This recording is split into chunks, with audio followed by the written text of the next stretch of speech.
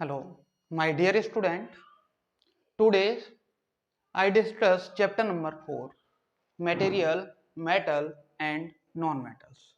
So we non-matter. First the letter is matter. Matter है क्या? तो वही मैटर से ही रिलेटेड ये जो मटेरियल वर्ड आप देख रहे हैं, मटेरियल जो वर्ड है वो टाइप के द्वारा बना हुआ है, मैटर के द्वारा बना हुआ है। अब ये जो मैटर क्या होता है या मटेरियल क्या है? सबसे मेन क्वेश्चन है कि भाई मटेरियल्स या मैटर्स है क्या। आप लोगों को चैप्टर तो पता है, वट उसके बेसिक पता नहीं होता है तो आप लोग क्या करते हैं तो भाई वो कभी भी टॉपिक कंप्लीट नहीं हो पाते हैं आपके। तो सबसे पहले हम लोग जानेंगे कि भाई मटेरियल्स है क्या आपका। तो सबसे पहले materials is the matter an object made up of. Material is the matter, वह प्रत्येक मैटर जिससे कोई ना कोई ऑब्जेक्ट बना हुआ है। जैसे जब मैं कहूँ ये डस्टर है बेटा, डस्टर टायर के द्वारा प्लास्टिक है और आने क्या लगा हुआ है भाई बाबा। तो भाई कंडीशंस क्या मिलती है आपको तो भाई प्लास्टिक के द्वारा ये कोई मटेरियल बना हुआ है, तो भाई मैं क्या कह सकता हूँ प्लास्टिक मैटर यूज हुआ है, दिस मटेरियल प्रोडक्ट। अब बात करते हैं नेक्स्ट, कोई सा भी दूसरा एलिमेंट ले लेते हैं हम लोग। जैसे अगर हम बोलें ये जो मार्कर है, ये मार्कर भी सेम वे है, तो भाई किसके द्वारा बना हुआ है? प्लास्टिक के द्वारा बना हुआ है। आगे बात करते हैं हम लोग कि भाई मैटर क्या है। अगर मैं ये कह रहा हूँ बार बार सर ये ऑब्जेक्ट है किसके द्वारा बना हुआ है? मैटर के द्वारा बना हुआ है, तो भाई ये मैटर है क्या? भाई आप को क्वेश्चन सबसे पहले यही चलना चाहिए आपके दिमाग में कि ये मैटर क्या है। तो मैटर पे आते हैं, तो मैटर क्या है? Anything that mass and occupy space is called the matter. वह प्रत्येक वस्तु या प्रत्येक ऑब्जेक्ट इज मैटर जो स्पेस घेरती है और उसमें कहीं ना कहीं कोई ना कोई वेट होता है। आया समझ में आपको? अब वेट वाली कोई भी ऑब्जेक्ट, वही जैसे मैं अभी डिस्कस कर रहा था आपसे, वही ये मार्कर एंड ए डस्टर। अरे मैं इस मार्कर को इस वर्ड के ऊपर रख दिया तो क्या हुआ है, इसने कहीं ना एक स्पेस कवर किया हुआ है जिससे कि ये जो वर्ड है वो पूरी तरह से कवर्ड हो चुका है। This is called the matter. अब आपके दिमाग में क्वेश्चन चल रहा होगा, सर आपने मटेरियल को बताया कि भाई मैटर के बना हुआ है और ये जो मैटर है वो टेस्ट के द्वारा बना हुआ है। तो अब मैटर की बात करेंगे हम लोग, तो मैटर जो बना होता है वो बेटा एलिमेंट्स के थ्रू बना होता है। अब आपका सबसे बड़ा क्वेश्चन क्रिएट हो गया, सर ये एलिमेंट क्या है?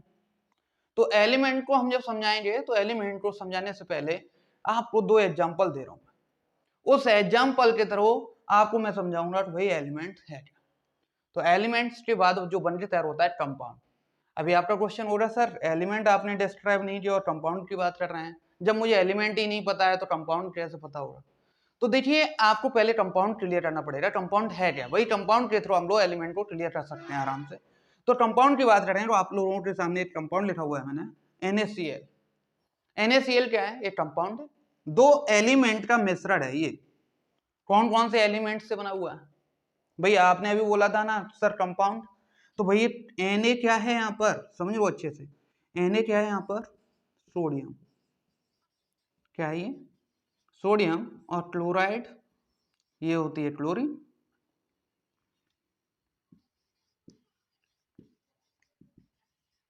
वही दो ऑब्जेक्ट लिए, दो एलिमेंट लिए हमने, पहला ऑब्जेक्ट लिया सोडियम और दूसरा लिया है क्लोरीन। इन दोनों के मिश्रण को या बोला जाए इन दोनों के कंपाउंड को हम लोग क्या कहते हैं? Sodium chloride. इसका सेकंड नाम आप लोगों को पता ही होगा, जो आप डेली यूज में आप उसको खाने में प्रयोग कर रहे हो, ब्रेकफास्ट में भी कर रहे हो, डिनर में भी कर रहे हो, तो भैया ये है क्या? इसको बोलते हैं बेटा हम लोग कॉमन साल्ट। क्या बोला जाता है? Common salt. अब सबसे बड़ा क्वेश्चन ये है कि भाई सर इस सोडियम को हमने डिनोट किया है Na से, किससे? Na से। क्लोरीन को Cl से।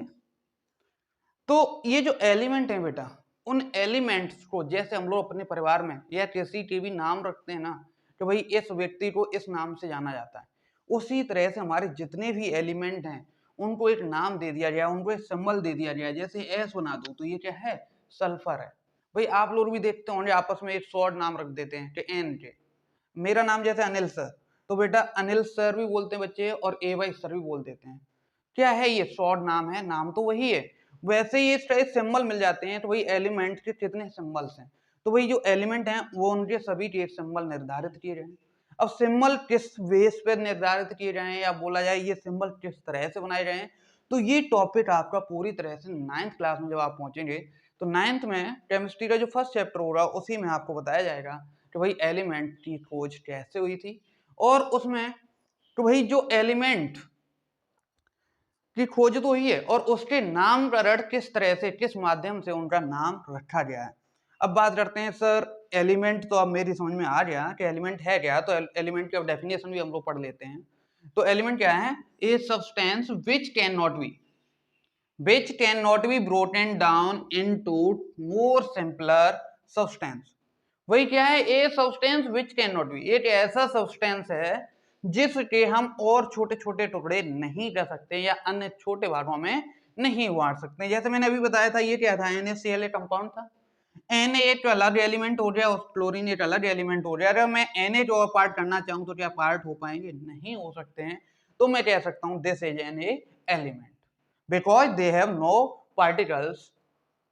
अब बात करते हैं बाय द केमिकल रिएक्शन। वही केमिकल रिएक्शन करें हम चाहे वो किसी भी प्रकार से, लेकिन हम एलिमेंट के और भाग छोटे छोटे टुकड़ों में नहीं बांट सकते हैं। इन्हें हम लोग क्या कहते हैं, एलिमेंट्स कहते हैं। अब बात करते हैं बेटा हम लोग कि भाई एलिमेंट जब समझ में आ ही गया है तो एलिमेंट बना कैसे।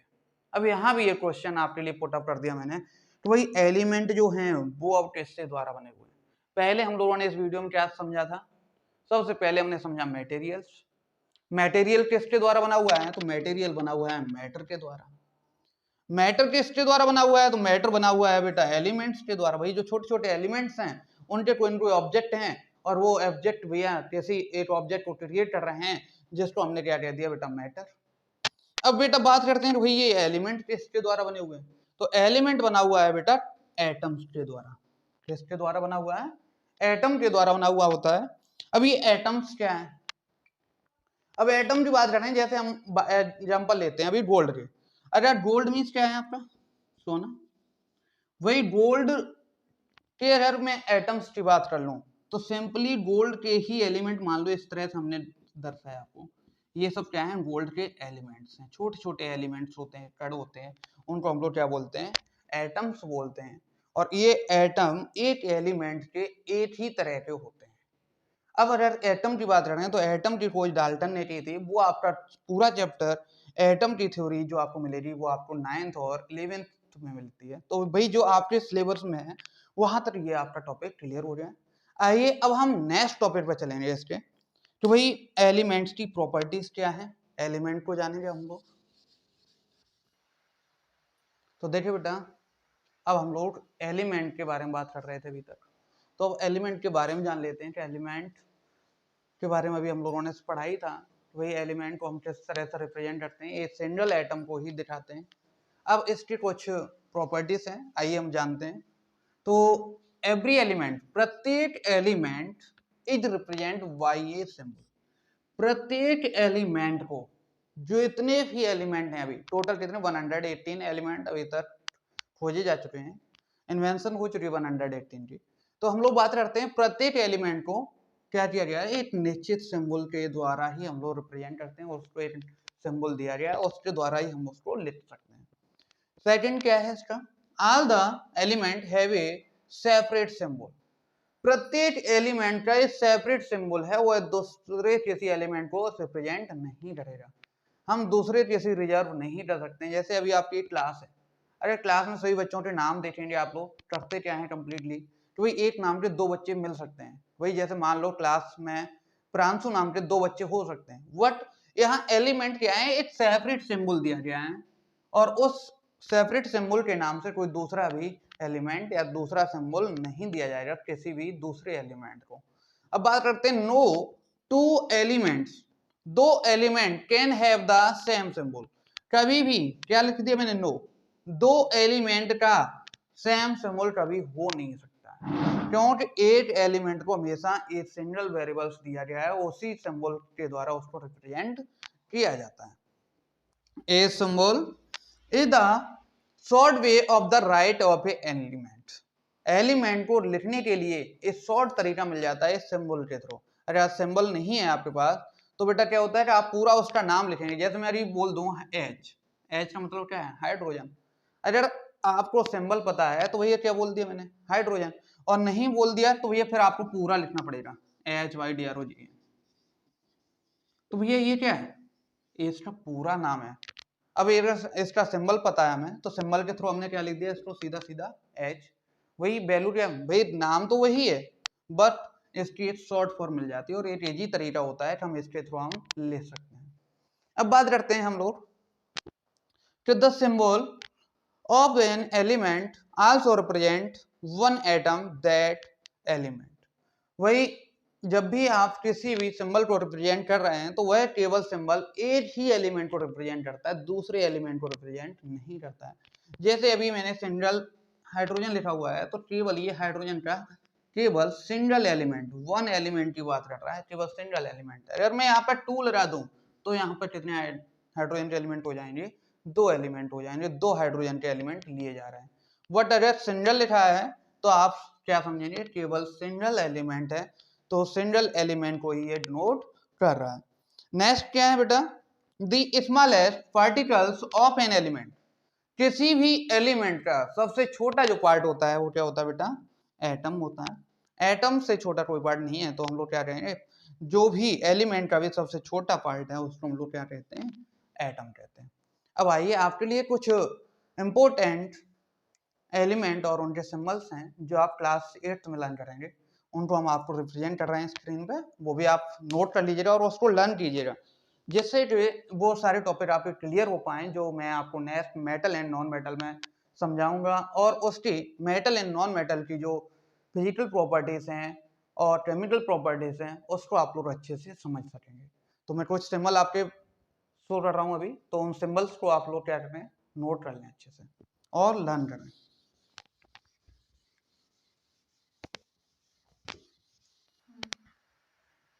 चलिए बेटा देखिए, तो एलिमेंट की हम लोग अब रीडिंग कर लेते हैं, कौन से एलिमेंट को किस सिंबल के द्वारा रिप्रेजेंट किया जाता है। तो बेटा देखिए, गोल्ड को हम लोग कैसे रिप्रेजेंट करते हैं? Cu, कॉपर से रिप्रेजेंट करते हैं। सिल्वर को Ag से, मरकरी को Hg से, कॉपर को Cu से, लेड Pb, आयरन लोहा, लोहे को हम लोग Fe से रिप्रेजेंट करते हैं।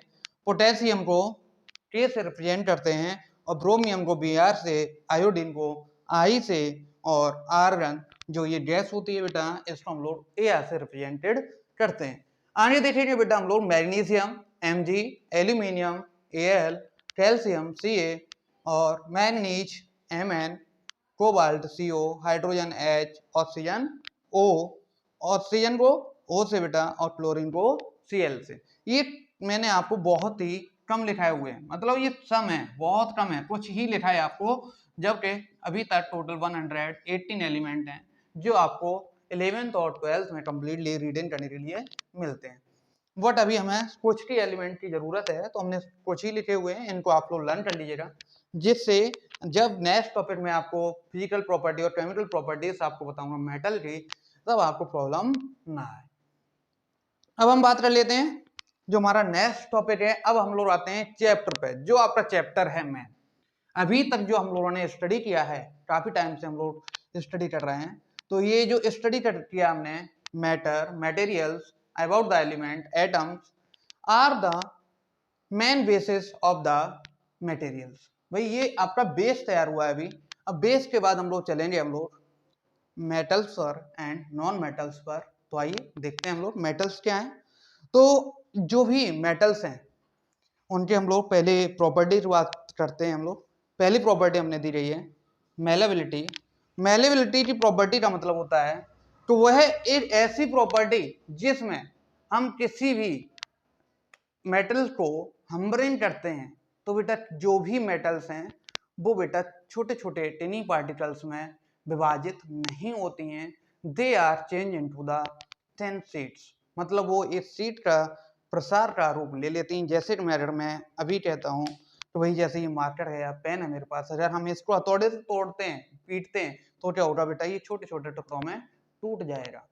जैसे कोई भी लकड़ी का ऑब्जेक्ट ले लीजिएगा और उसको भी हथौड़े से आप पीटते हैं तो वो टूट जाएगा। अगर मान लो अब यहीं पर हम एल्यूमिनियम की फॉइल ले लेते हैं या फिर मान लो आयरन ले लेते हैं, अगर आप आयरन को हेम्ब्रेन करेंगे तो बेटा आयरन छोटे छोटे टुकड़ों में नहीं विभाजित होगा।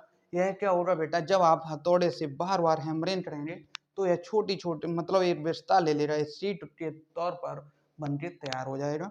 आइए इसकी प्रॉपर्टीज के नाम के बारे में या उसकी प्रॉपर्टीज भी पढ़ लेता हूँ। This means that the metals can be beaten into the thin sheet when we hammer them. जब भी हम उसको हथौड़े से पीटते हैं तो वह प्रकाश का रूप ले लेता है।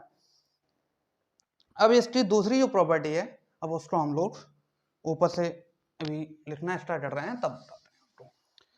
देखिए बेटा, अभी आप लोगों ने देखा था मेलेबिलिटी, तो मेलेबिलिटी की जो प्रॉपर्टी थी वो क्या बताई मैंने आपको, जब भी आप किसी आयरन को हेम्ब्रेन करते हैं तो बेटा क्या होता है, वह थिन शीट में फ्लो हो जाता है, एक आयरन की शीट बनके तैयार हो जाती है। आगे है उसके बाद next ductility. This means that the metal can be drawn into the brass easily if brittle wires. बेटा डक्टिलिटी का जो गुण होता है, इसका मीन्स होता है कि यह एक बेटा ऐसा एलिमेंट है, मेटल से ऐसे एलिमेंट्स होते हैं जिनके हम आसानी से वायर खींच सकते हैं। भाई इनमें स्ट्रेंथ मतलब अलग अलग तरह की अलग अलग लेंथ के हम वायर्स खींच सकते हैं। एक आपका गोल्ड, गोल्ड तो आप सभी ने जानते ही हैं। गोल्ड के बारे में एक फैक्ट और बता दूं, अगर आपके पास 1 ग्राम 1 ग्राम या 2 ग्राम भी अगर आपके पास गोल्ड है तो 1 ग्राम या 2 ग्राम के से ही बेटा हम लोग लगभग 2 किलोमीटर लंबा वायर खींच सकते हैं। कितना? कम से कम 2 किलोमीटर तक का हम लोग एक वायर खींच सकते हैं। इतना अच्छी प्रॉपर्टीज होती है डक्टिलिटी की। सबसे ज्यादा हमारे किस में होती है, ये गोल्ड में होती है, बाकी सभी में ही होती है लगभग। आगे बात करते हैं हम लोग, most of the metals are ductility copper gold iron etc. जो भी आप वायर देख रहे हो, चाहे आयरन के हो, चाहे कॉपर के हो, चाहे एल्यूमिनियम के हो, चाहे वो अन्य किसी एलिमेंट के बने हुए हों, वो सभी क्या हैं, सभी बेटा मेटल्स हैं। मेटल्स आर लचर। भाई मेटल्स में क्या होती है, शाइनिंग होती है, ये तो सभी को ही पता है। ये वाला टॉपिक हमने वैसे भी एक्सप्लेन नहीं किया है यहाँ पे, क्योंकि ऑल मेटल्स आर शाइनिंग, सभी मेटल्स शाइनिंग करती हैं। अब बात करते हैं बेटा कंडक्टर ऑफ इलेक्ट्रिसिटी। तो बात करेंगे यहाँ पर हम लोग ऑल मेटल्स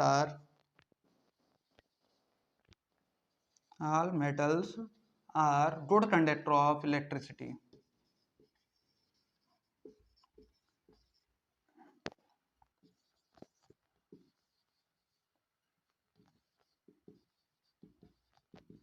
जितनी भी मेटल्स हैं वो सभी good conductor of electricity. Electricity की सभी गुड कंडक्टर होती हैं, इनमें आराम से इलेक्ट्रिसिटी फ्लो हो जाती है। कभी आपने सोचा है ये इलेक्ट्रिसिटी किसके द्वारा फ्लो होती है, किस तरह से फ्लो होती है? तो इलेक्ट्रिसिटी फ्लो हमेशा किसी भी वायर में उसके जो फ्री आयंस होते हैं उनके थ्रू इलेक्ट्रिसिटी फ्लो होती है। आइए यहाँ पर हमारा आज हम लोगों ने टॉपिक क्लियर किया हुआ है। जो भी टॉपिक हमने क्लियर किए हैं वो एक बार रिवाइज कर लेते हैं हम लोग। पहला टॉपिक किया था हम लोगों ने मटेरियल, मटेरियल के बाद हम लोग पहुंचे थे मेटल्स पर, और मेटल्स के बाद हम लोग पहुंचे थे तो वही जो मटेरियल्स हैं वो मैटर्स के द्वारा बने हुए थे। मैटर शब्द था जो मैटर बने हुए थे आपके एलिमेंट से। फिर हमने एलिमेंट की प्रॉपर्टीज को जाना और एलिमेंट्स क्या होते हैं वो भी जाना, और एलिमेंट को किस सिंबल के वो सिंबल दिए गए और किस सिंबल के द्वारा हम उनको पढ़ेंगे ये भी समझ लिया हम लोगों ने। उसके बाद हम लोग आए थे physical properties of the metals. तो आज हम लोगों ने physical properties of metal complete हो रही हैं। अब नेक्स्ट टॉपिक जो हमारा रहेगा वो नेक्स्ट वीडियो में रहेगा physical properties end of non metals and chemical properties of metal and chemical properties of the non metals. Okay, thanks.